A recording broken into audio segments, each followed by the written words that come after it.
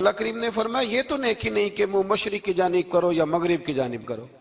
तो या अल्लाह नेकी क्या है? फरमाया नेकी वलाकिन्नल बिर्र मन आमन बिल्लाहि वल यौमिल आखिर। फरमाया नेकी तो ये है कि अल्लाह और आखिरत पर ईमान लाओ। नेकी ईमान का नाम है। फिर फरमाया फरिश्तों पर, किताबों पर, नबियों पर ईमान लाओ और अपना माल खर्च करो अल्लाह की मोहब्बत में, रिश्तेदारों पर, यतीमों पर, मिस्कीनों पर, मुसाफिरों पर, मांगने वालों पर, गुलाम आजाद कराने के लिए। और फरमाया नेकी तो ये है कि नमाज कायम करो, ज़कात अदा करो, अपने वादे पूरे करो जब तुम वादा कर लेते हो, और जब तुम्हें कोई मुसीबत पहुंचे उस पर सब्र करो। फरमाया उलाइकल लज़ीना सदकू, ये वो लोग हैं जो नेकी के दावे में सच्चे हैं, जो ईमान भी लाएं, खर्च भी करें, मुसीबत पर सब्र भी करें। ये वो लोग हैं जो ईमान के दावे में सच्चे हैं। वउलाइका हुमुल मुत्तकून, और ये वो लोग हैं जो परहेजगार हैं अल्लाह से। आगे आगे ये आयत जिसमें अल्लाह ने किसास का हुक्म दिया है, बदला लेने का। ये हुक्म स्टेट के लिए है, हुक्मरानों के लिए। फरमाया कि जब कोई शख्स किसी के साथ कोई जुल्म करे तो फिर उसका बदला लो। तो किस तरह बदला लेना है? फरमाया अल हुर्रु बिल हुर्री वल अब्दु बिल अब्दी वल उनसा बिल उनसा। आजाद के बदले आजाद, गुलाम के बदले गुलाम, औरत के बदले औरत। हाँ, अगर कोई वारिस माफ कर दे तो बात अलग है, वरना बदला लो। और कुरान मजीद ने यहाँ इरशाद फरमाया कि अगर तुम बदला लोगे तो जिंदगी मिलेगी, तुम्हें जिंदगी मिलेगी। अगर हुक्मरान मुजरिमों को सजा देंगे तो बाकी लोगों की जिंदगी महफूज रहेगी, बचेगी।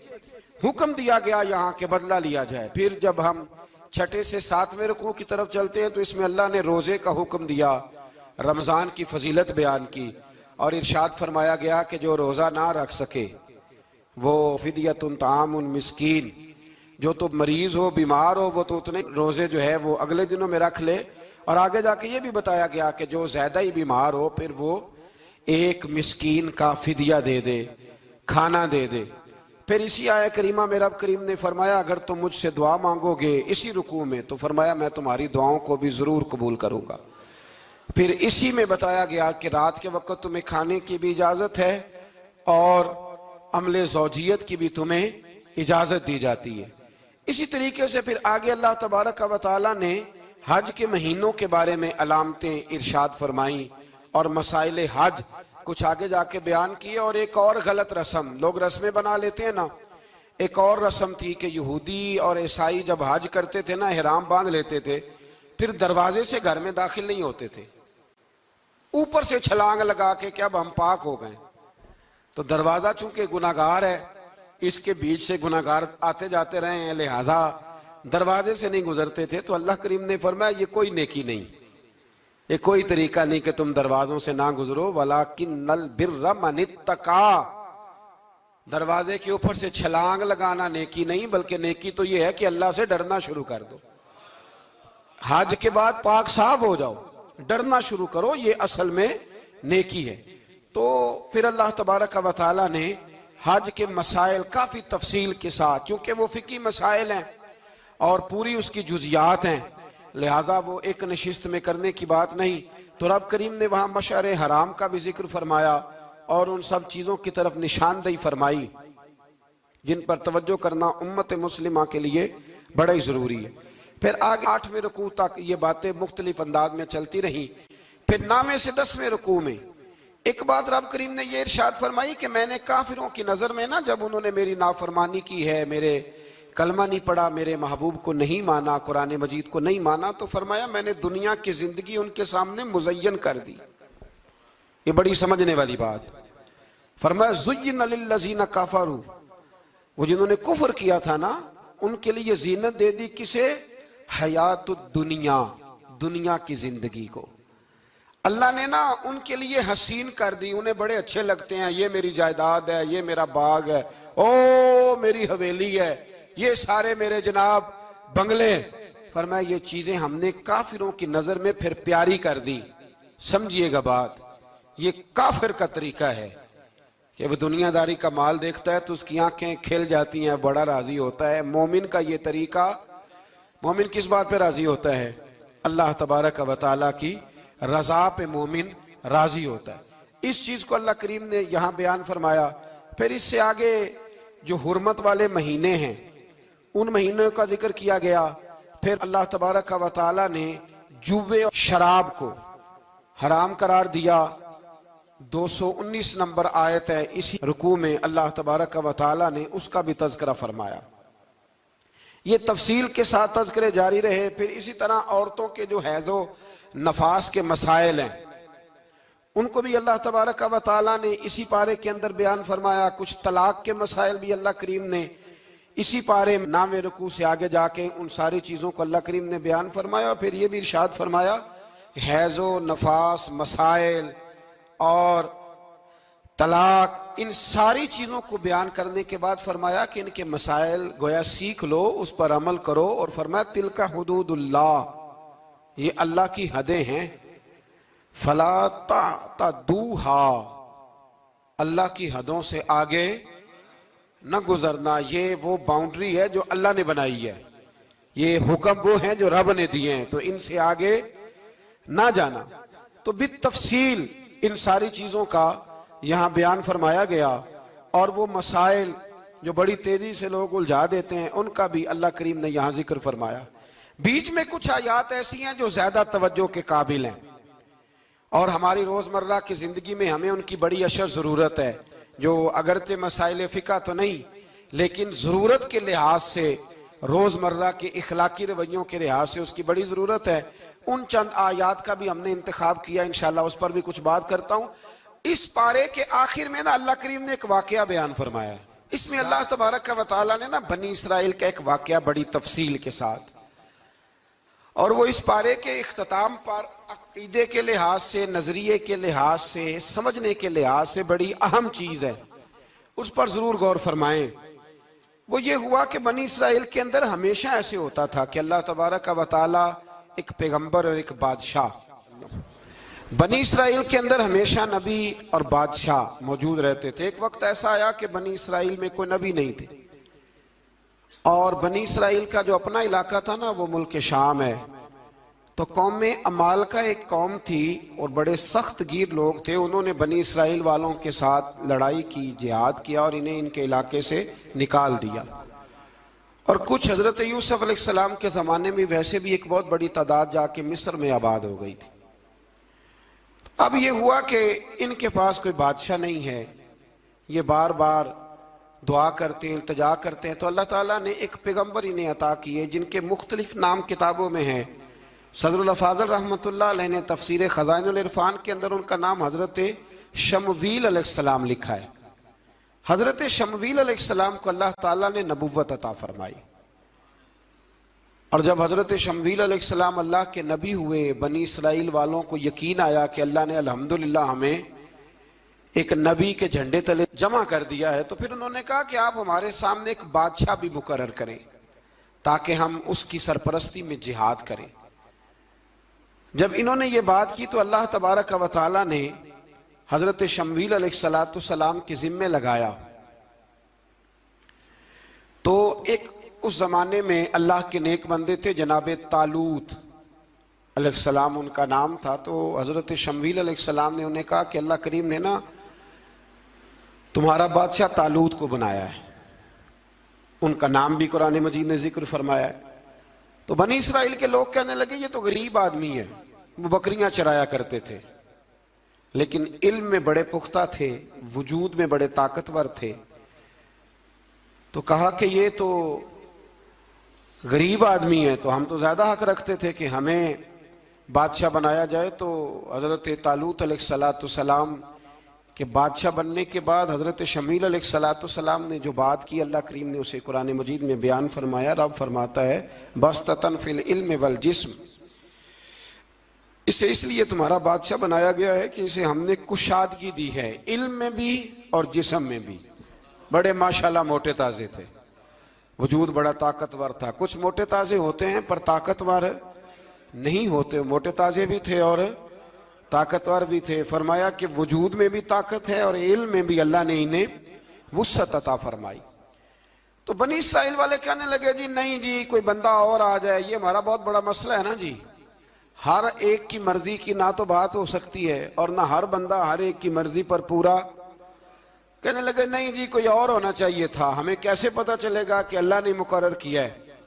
बड़ी खास बात है, इसको समझिएगा। ये सारा मजमून आपको मिलेगा इसी पारे के आखिर में, आप पढ़ेंगे ना जी तो ये सारा मजमून आपको मिलेगा। और आप अगर सरसरी नजर से भी इसका मुताला करेंगे ना, जाके कुरान शरीफ खोल के 15वें से 16वें रुकू में, आप खुश होंगे कि आप कितने अच्छे नजरिए और अकीदे के मानने वाले हैं। तो जब कहा ना कि तालूत को हमारा बादशाह बनाया गया तो दलील क्या है, तो कुरान कहता है कि हजरत शमूएल अलैहिस्सलाम ने फरमाया कि तुम्हारा एक ताबूत था, एक संदूक था तुम्हारे पास, वो संदूक तुम्हारा कौमे उमाल का उठा के ले गई थी। इनके बादशाह होने की दलील ये है कि अल्लाह तुम्हारा वो संदूक तुम्हें वापस कर देगा, वो तुम्हारा संदूक तुम्हें वापस कर देगा। उस संदूक में क्या है, वो हजरत आदम जन्नत से साथ लेके आए थे, उसमें था क्या, तो कुरान मजीद कहता है कि उसके अंदर ना हजरत हारून अलैहिस्सलाम और हजरत मूसा अलैहिस्सलाम के तबर्रुकात थे। तबर्रुकात, कल मैं एक मौलवी देख रहा था, बेचारा एक बंदा ना मस्जिद नबी के साथ गुलाफ और शायद कोई कफन था, वो मस्जिद नबी की दीवारों से मस कर रहा था। तो वो कह रहा था नहीं इससे क्या होता है, तबर्रुक कोई चीज नहीं, अच्छे अमाल की वजह से बंदा बख्शा जाएगा।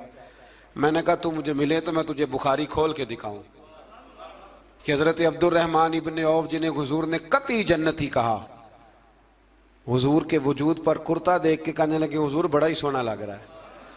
तो फरमाया तुझे चाहिए, हुजूर मिल जाए तो क्या ही बात है।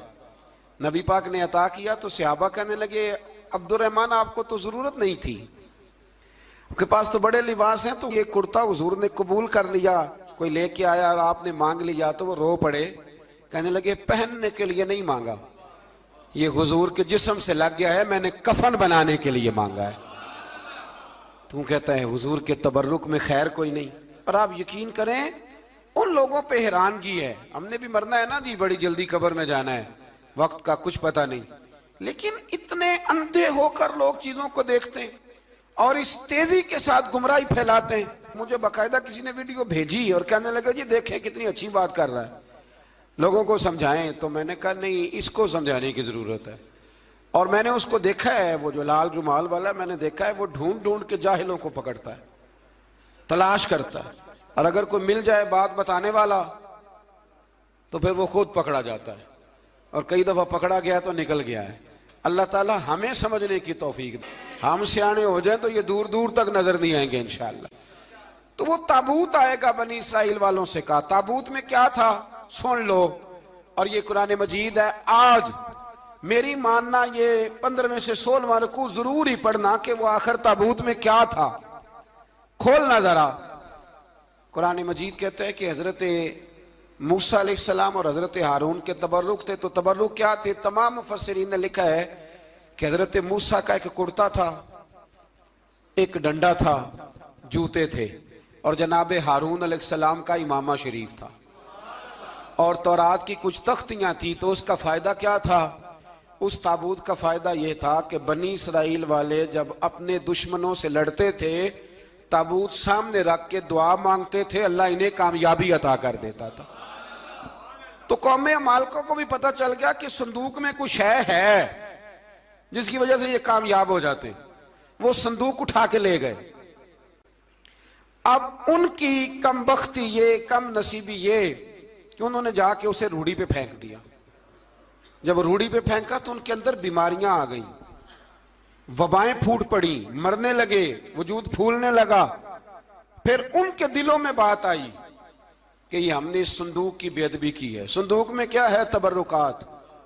हमें कहते हैं जी नालैन का नक्शा क्यों लगाया है, तुम्हारे तो बुजुर्गों का कीदा है, सर पे रखने को मिल जाए अगर नक्शे नाले पाके हुजूर, तो फिर कहेंगे कि हाँ ताजदार हम भी हैं।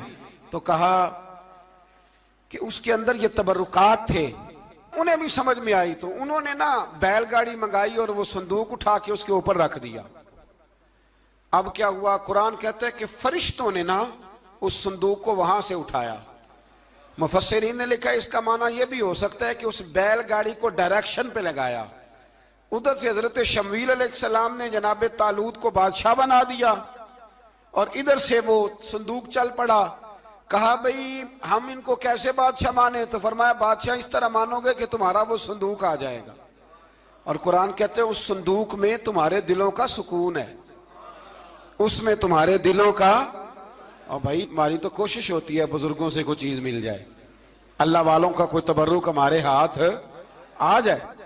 तो वो संदूक आ गया, ये मान गए। अब जिहाद करने निकले तो लड़ना था जालूत की कौम के साथ। वो बड़ा सख्त आदमी था, 3-3 मन सोना उसने वजूद पे पहना होता था। उसकी कौम से लड़ना है, टोपी बड़ी तगड़ी पहनी होती थी लोहे की। अब कौन लड़े? एक नौजवान थे जिनका नाम था दाऊद अलैहिस्सलाम।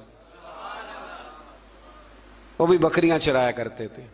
और जिन दिनों हजरत तालूत निकले ना अपनी कौम को लेकर जालूत के खिलाफ लड़ने, तो हजरत दाऊद भी शामिल हो गए। अल्लाह जब किसी को नवाजता है ना तो फिर खास ही करम नवाजी करता है। मुफस्सिरीन ने लिखा जब ये जा रहे थे ना, वहां जा रहे थे तो रास्ते में इन्हें 3 पत्थर मिल गए। इन्होंने वो तीनों पत्थर उठा लिए। उस जमाने में पत्थर फेंकने के लिए छोटी छोटी लोगों के पास चीजें हुआ करती थी, उसको कोफन भी लोग कहते थे, मंजनीक, उसको सामने रख के फिर बनाई गई। तो आपके पास भी वो आला था जिससे दुश्मन पर पत्थर मारे जाते थे। तो आप वो मशीन लेकर, वो आला लेकर वहां पहुंचे हुए थे। 3 पत्थर आपके पास थे। आप फरमाते उस दिन मैं बड़ा बीमार था, इतना बीमार था कि मेरा रंग पीला हो गया। अब वो जालूत के सामने कोई नहीं जाता था। तो जनाब तालूत कहने लगे कि जो जालूत को मारेगा ना, यानी इनके बादशाह को, इस कौम के, तो मैं उसे अपनी आधी सल्तनत भी दे दूंगा और अपनी बेटी का निकाह भी उसके साथ कर दूंगा। देखें अल्लाह नवाजता है तो किस अंदाज में नवाजता है। तो हजरत दाऊद कहते हैं वो दूर खड़ा था तो मैंने ना 3 पत्थर मारे। भाई हिम्मत करना तो हमारे जिम्मे है कि नहीं? मेरी मिल्लत का जवान कहता मैंने करना कराना कुछ नहीं। यानी अगर आप कहें ना कुछ करो तो फिर वो कोई काम करने की मतलब मामला। वो मुझे कल एक संगी कह रहे थे, कहने लगे जी अल्लाह के फजल से कुछ भी नहीं करना पड़ा, मुर्शद ने नजर कर दी। मैं क्या मैनू मिलनगे तो मैं उन्होंने समझावांगा कि कुछ करा के नजर करया करो, क्योंकि मेरे वो दोस्त हैं, मैं उन्हें जानता हूं। नजर में बड़ा कुछ होता है, लेकिन अल्लाह भी तो बंदे पे बड़ी नजर रहमत करता है ना। लेकिन कहता है 5 नमाजें पढ़, रमजान के रोजे रख, ज़कात फर्ज हो तो अदा कर, ये सारे काम कर, सच बोल, दयानतदारी कर, फिर मैं अपने फजल से तुझे जन्नत अता करूंगा। तो ये जो रवैया हमने बनाया ये दुरुस्त नहीं। तो फरमाते हैं 3 पत्थर मैंने मारे, अल्लाह ने इतना फजल किया कि वो भी मर गया, और उससे छू के मेरे पत्थर आगे बढ़े तो उसकी फौज के 30 आदमी भी मर गए। 3 पत्थरों से 31 बंदे अल्लाह ने मार दिए। फरमाते इसलिए कि हाथ मेरे थे और ताकतें मेरे रब करीम की थी। तो हजरत दाऊद अलैहिस्सलाम के हिस्से में जनाब तालूत की साहिबजादी भी आई, आधी सल्तनत भी आई। काफी साल हजरत तालूत हयात रहे, फिर उनका विसाल हो गया। तो सारी सल्तनत हजरत दाऊद को मिली, और फिर अल्लाह तबारक व तआला ने उन्हें नबूवत भी अता फरमाई। ये दुनिया में वाहद पैगंबर हैं जो बैक वक्त नबी भी थे और बादशाह भी थे। और फिर अल्लाह ने फजल फरमाया, इन्होंने बड़ी बड़ी फुतूहात की। और फिर हजरत दाऊद के साहिबजादे का नाम हजरत सुलेमान अलैहिस्सलाम, फिर उनके साहिबजादे का नाम हजरत। तो ये हुआ कैसे? ये सारा कुछ अल्लाह तबारक व तआला के फजल से हुआ, उसके करम से हुआ। अब इस वाकया से हमें क्या पता चलता है? हमें यह पता चलता है कि रब जब फजल फरमाए ना किसी पे भी, तो हमें उस बंदे को देख के राजी होना चाहिए, कोई शिकवा नहीं करना चाहिए। और दूसरी बात ये समझ लेना चाहिए कि हुकूमतें, माल, दौलत ये सिर्फ सियासतों से नहीं मिलती, ये खुदा के फजल से मिलती है। और ये भी समझ लेना चाहिए कि जो बुजुर्गों के तबर्रुकात होते हैं उनकी क्या ही बात होती है। चंद बातें ऐसी थी कि मेरा दिल करता था उनको दोहराया जाए और ख़ास करके उन बातों पर तवज्जो की जाए। यहाँ ना अल्लाह तबारक व तआला ने उन बातों में से एक बात का जिक्र फरमाया है।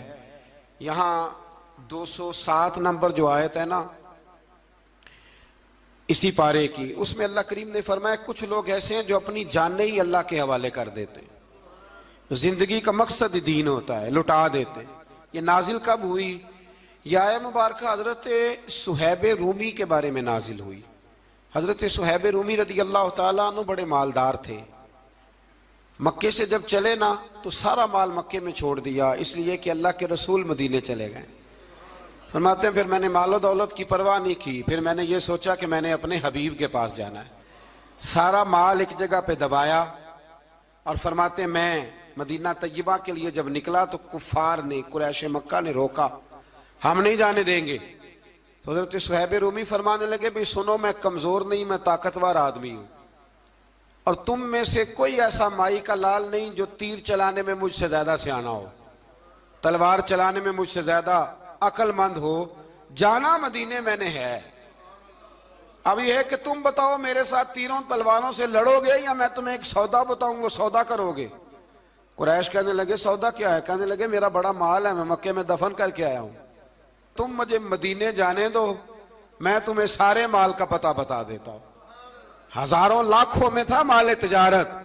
देखें जब सहाबा मदीने जाते थे तो कितनी कीमत देके जाया करते थे। तुम मुझे जाने दो, मैं तुम्हें वहां का पता बताता हूं। उन्होंने कहा जी बात ठीक है, आप पता बता दे। हज़रत सुहैब ने सारी जिंदगी की जमा पूंजी हजारों लाखों में सारी दे दी और मदीने के लिए तैयार हो गए। अल्लाह करीम ने इस बात को बड़ा ही पसंद फरमाया और फरमाया व मिनन नासी मन यशरी नफ्सहु इब्तिगा मरदातिल्लाह। फरमाया कुछ लोग ऐसे हैं जो अपनी जानें ही बेच देते हैं अल्लाह की रिजा हासिल करने के लिए, अपनी जानें बेच देते हैं।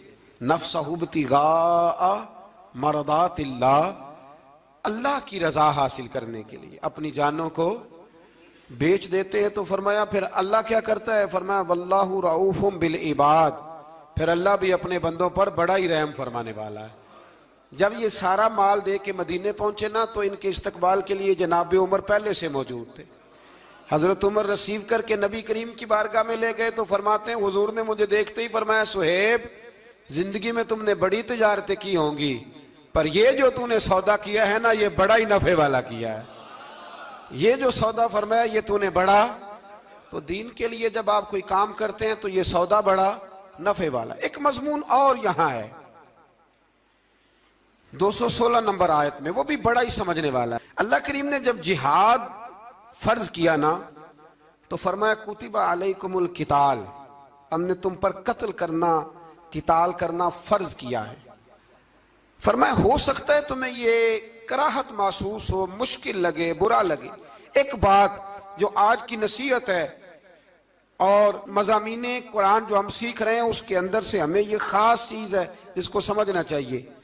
अल्लाह करीम ने फरमाया कि तुम पर जिहाद फर्ज किया गया है, वाहुवा कुरहुल लकुम, हो सकता है तुम्हें ना पसंद हो, तो एक ना सारी जिंदगी के लिए एक नसीहत कर दी। फरमाया व आसा अन तकरहू शैया, हो सकता है तुम किसी चीज को नापसंद करो, वहुवा खैरुल लकुम, और वो तुम्हारे लिए अच्छी हो। अल्लाहु अकबर। ये वो बात है अगर समझ में आ गई तो कलेजा ठंडा हो गया, जिंदगी सुकून में आ गई। फरमाया हो सकता है तुम किसी चीज को नापसंद करो और वो तुम्हारे लिए बेहतर हो। व आसा अन तुहिब्बु शैया, हो सकता है तुम किसी चीज से मोहब्बत करो, वहुवा शर्रुल लकुम, और वो तुम्हारे लिए बुरी हो, अच्छी। बस मेरे रब ने एक बात मुसलमान को बता दी तो जीने के लिए बड़ी काफी है। फरमाया तुम मेरे और मेरे रसूल के हुक्म पर चलो। क्यों? इसलिए कि वल्लाहु यअलमु व अंतुम ला तअलमून, अल्लाह जानता है तुम नहीं जानते। अल्लाह के तरीकों के मुताबिक, रसूलुल्लाह के बताए हुए तरीकों के मुताबिक चलो। अल्लाह जानता है, हम जानते नहीं। तो कुरान मजीद की इस नसीहत पर जरूर गौर करें।